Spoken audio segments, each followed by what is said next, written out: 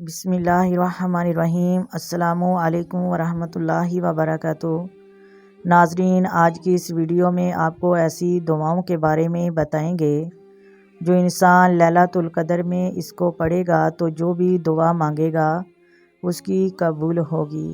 آج کی اس ویڈیو میں آپ کو ایسی دعاؤں کے بارے میں بتاتے ہیں۔ آئیں اپنی ویڈیو کا آغاز کرتے ہیں۔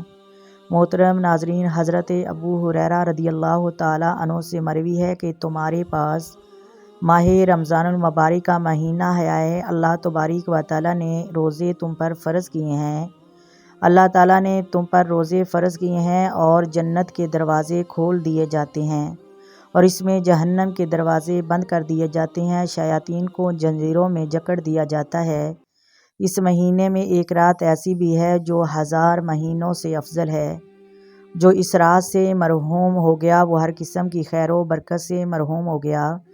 اسی طرح حضرت ابو مسعود غفاری رضی اللہ تعالیٰ عنہ فرماتے ہیں کہ نبی علیہ الصلاۃ والسلام نے فرمایا، اے لوگو، تمہیں اگر پتہ چل جائے کہ ماہ رمضان کی کتنی برکتیں ہیں تو تم سارا سال ماہ رمضان ہونے کی ہی دعائیں مانگتے رہو کہ یا اللہ پورا سال ماہ رمضان بنا دے۔ حضرت جابر رضی اللہ تعالیٰ عنہ فرماتے ہیں کہ نبی کریم صلی اللہ علیہ وآلہ وسلم نے فرمایا، میری امت کو ماہ رمضان میں 5 تحفے عنایت فرمائے گئے جو میری امت کے علاوہ کسی کو نہیں عطا کیے گئے۔ نمبر 1، اس میں پہلی رات میں ہی اللہ تعالیٰ اپنے بندوں پر نظر کرم فرماتا ہے اور جس پر نظر رحمت پڑ جائے اسے کبھی عذاب نہیں دیتا۔ دوسرا تحفہ، شام کے وقت روزے داروں کے منہ سے نکلنے والی سمیل اللہ تعالیٰ کو کستوری سے زیادہ محبوب ہوتی ہے۔ تیسرا تحفہ، اللہ رب العزت کی طرف سے اس کے لیے فرشتے دعا مانگتے رہتے ہیں۔ چوتھا تحفہ، اللہ رب العزت جنت کو حکم دیتا ہے کہ تم اپنے آپ کو میرے بندوں کے لیے مزین کرو تاکہ وہ دنیا کی تھکاوٹ سے دور ہو کر میری رحمت اور میرے کرم کے دروازے میں آ جائیں۔ پانچواں تحفہ، اللہ تعالیٰ اس کی آخری رات میں سب کے صغیرہ کبیرہ گناہوں کو معاف کر کے بخش دیتا ہے۔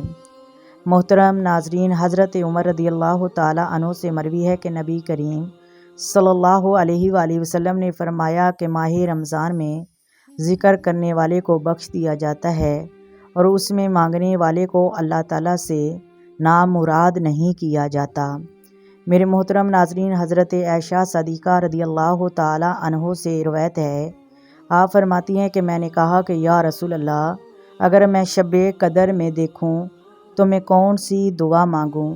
تو آپ نے فرمایا، اللہم انک عفو تحب العفو فاعف عنی۔ اس کا ترجمہ یہ ہے کہ اللہ تو معاف کرنے والا اور کرم کرنے والا ہے اور معافی کو پسند کرنے والا ہے، مجھے معاف کر دے۔ محترم ناظرین، نبی کریم صلی اللہ علیہ وآلہ وسلم نے اس دعا کے بارے میں فرمایا کہ عائشہ، جو بندہ اس کو سچے دل سے پڑھے گا اللہ رب العزت اس کی بخشش ضرور فرمائے گا۔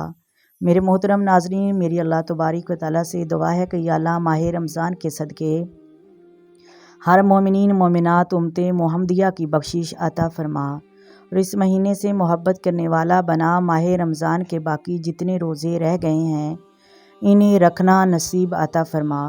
محترم ناظرین، وہ بڑے ہی نصیبوں والے لوگ ہیں جن کی زندگی میں دوبارہ ماہ رمضان آتا ہے اور ماہ رمضان کو پاتے ہیں۔ اور ماہ رمضان ایک ایسا مہینہ ہے جو گنہگار سے گنہگار بندے کی بھی بخشش کروا کر رہتا ہے۔ میرے محترم ناظرین، میری دعا ہے کہ یا اللہ اس ماہ رمضان کے صدقے امت محمدیہ کو بار بار مسافر مدینہ بنا، حج بیت اللہ کی سعادت عطا فرما اور اپنی آنکھوں سے سبز گنبد دیکھنے والا بنا۔ جن گلیوں میں آمنہ کے لال کے قدم لگے ان گلیوں کو چومنے والا بنا دے۔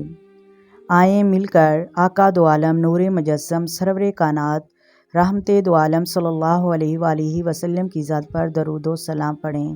الصلاۃ والسلام علیک یا سیدی یا رسول اللہ، الصلاۃ والسلام علیک یا سیدی یا حبیب اللہ، الصلاۃ والسلام علیک یا سیدی یا نبی اللہ وعلی آلک وصحابک یا سیدی یا محمد رسول اللہ۔ محترم ناظرین، اللہ حافظ۔